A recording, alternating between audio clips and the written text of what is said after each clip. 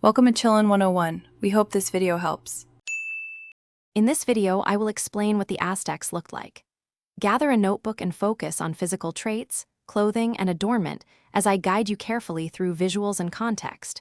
We will describe typical daily dress, ceremonial attire, jewelry materials, and how body paint and tattoos communicated identity.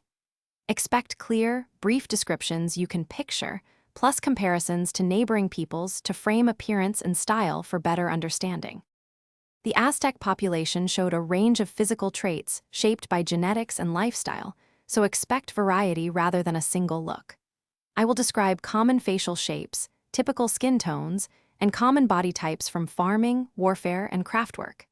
Pay attention to how diet and activity influenced appearance, and how elite and commoner differences appeared.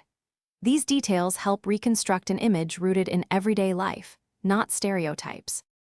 If you're enjoying this video, please subscribe and like to support more history explainers and help others find this content. Quick recommendation.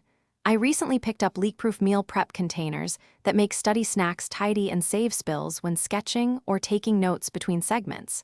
They're great for portioning lunches and keeping food fresh while you learn.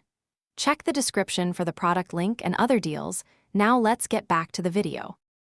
Clothing and adornment conveyed identity and status more than genetics, so I will explain layers, fabrics, and decoration clearly. Learn about typical tunics, capes, feathered headdresses, and the symbolic colors and motifs they used. I will also cover common jewelry and body modifications like earplugs and dental inlays.